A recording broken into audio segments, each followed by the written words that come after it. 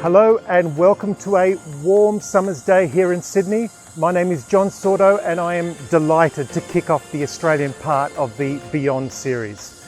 I'm standing outside of ACO Australia's head office here in Emu Plains, and I would like to start by saying just a few words about ACO in this part of the world. ACO in Australia is part of ACO's global group of companies. As an Australian manufacturer, we employ more than 110 people with customers around Australia, Southeast Asia and the South Pacific.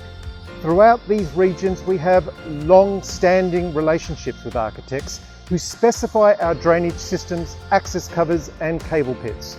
These are products that not only perform key functions to manage surface water and cables, but also they are designed to physically and visually interact with the environment.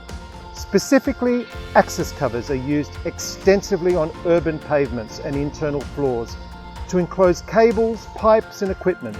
They can be made invisible so that the designer can preserve the visual continuity of the paving or tile pattern.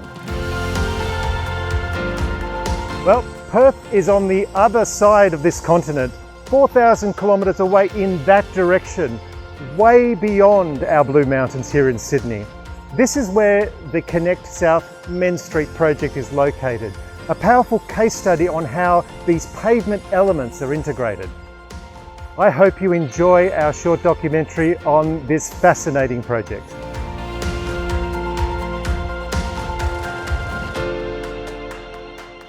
Hi, I'm Andrew Thomas. I'm the WA President of the Australian Institute of Landscape Architects, and I'm coming to you from Mindeerup Piazza in South Perth. We're directly across the river from the CBD of Perth, and this project was an award-winning project at the 2020 Australian Institute of Landscape Architects Awards program. At a state level it won 2 awards, and at a national level it won the award for tourism. From a tourism point of view, the former Main Street jetty site was always a stopover on the way to the Perth Zoo, which is in South Perth. People used to catch the ferry across the river, stop off here and then transition up the road to the zoo. However, this project has transformed this into a place where people actually come. It's a destination. People can arrive here on the ferry, spend time here and then transition into South Perth. The playful sculptural landmark elements of the site not only attract visitors to the site now in their own, but they also create incredible shade opportunities on days today when it's 37 degrees in Perth. The seamless integration of the project into Main Street and Greater South Perth beyond provides an enviable opportunity for the integration of future events, both night and day, into the space. The jury in the awards program were impressed with the integration of lighting within the project, which further enhances the opportunities for use both day and night. The high level of attention to detail and quality of finishes used sets a precedent for future high-density development in WA. Well, this is the iconic gateway to South Perth. If you're coming across from the ferry from Elizabeth Quay, this will be the first thing you see.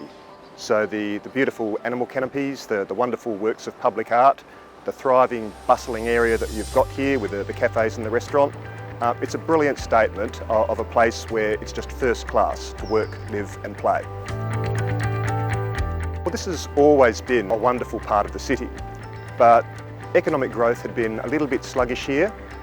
It really was being a little bit aged, a little bit dated in terms of what you see across the river at Elizabeth Quay. So the goal was to bring this piazza into the modern era, make it a real destination, a real draw card for locals, for residents and visitors alike. And I very much think we've achieved that.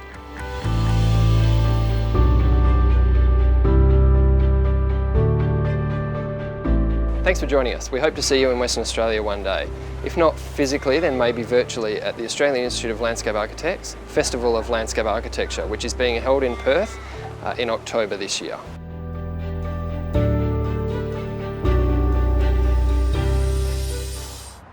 Hi Anna. Hi Steve. Thanks for taking time to talk to us about Mindeerup Piazza today. Really excited to hear about how this project went and your role in it. So do you want to start by telling us a bit about Place Laboratory and what you did on this job? Well, Place Laboratory were the lead consultant for the Mindeerup Piazza. We were actually engaged by the City of South Perth, and we had a team of engineers and architects and lighting engineers actually working with us to be able to deliver the project.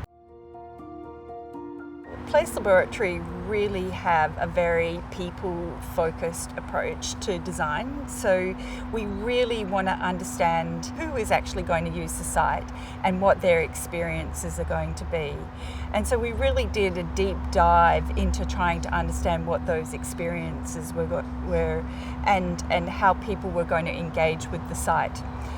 Part of that process was actually meeting with the community, and we actually had quite a few meetings with school children, business owners, local residents to really understand what they actually valued of the South Perth foreshore.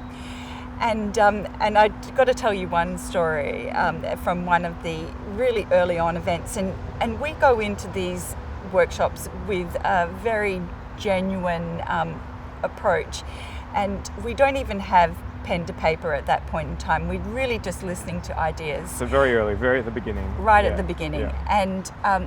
And at this one meeting, there was a young girl. She was about 8 years old, and she was being encouraged by her brothers. Oh God, love older brothers, don't you? Older brothers. Yeah. And she stood up in front of the whole room. There was probably about 30 or 40 people there, and actually explained her vision for Mindeerup Piazza. And what she wanted to see was a really large animal in the space that could be seen from the other side of the river, and that would actually signify and be a symbol of South Perth. And I suppose she planted a seed of an idea in the consultant team's approach to the concept design that later on became the large animal shelters that we have in the space.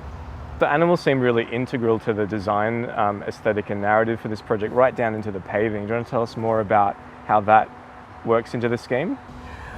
Well, the city were really keen to have a very large expanse of paving, and we've worked on some fairly complex projects in the past, and so we really applied lessons learned into this project, and we wanted to have a very detailed paving pattern, make it seem almost effortless in its actual visual appearance and aesthetic. Perennial aspiration of the landscape architect to make the paving look effortless. Yeah.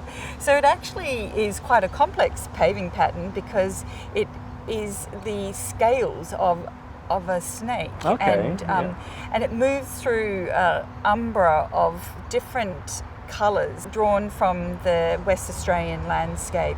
We just wanted it to look like one plane, and so that really was influencing our selection of materials and in particular how we actually dealt with services in the ground and then also drainage.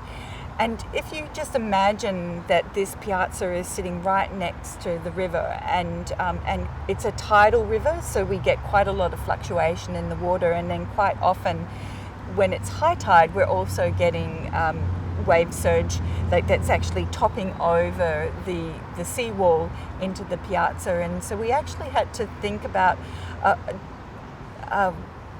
technical ways of actually dealing with the drainage, because we have drainage that would be coming off the site as well as drainage that was actually coming from the water. And so that's where we use the inline grates through the paving pattern to make sure that we could actually take the water away from the piazza as quickly as possible.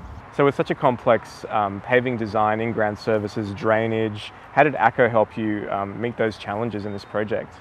I have to admit that we use ACO products on lots of different projects.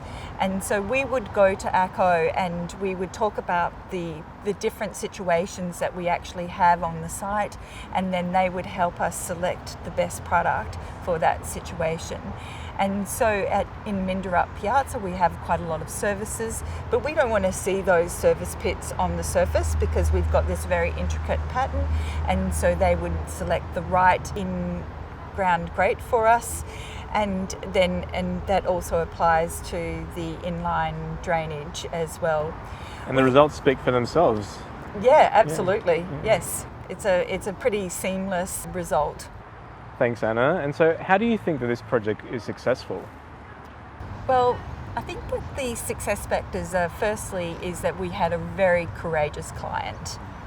And it really makes such a difference when you've got a great client that's really invested in the vision and wants to do something different. So that's number one. That's a very big plus.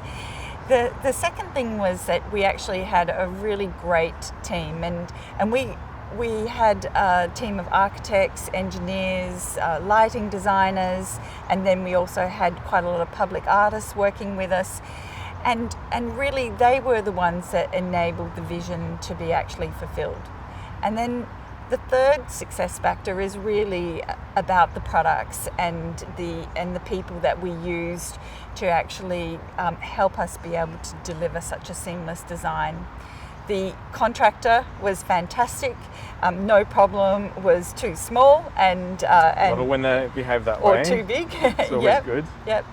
And I think that the final success factor is really the joy of actually going to the place, to Mindeerup Piazza, and actually seeing all those people there that absolutely loving the space and being really connected to it, and that's great. When you see people happy and smiling just because they're in a landscape space is fantastic.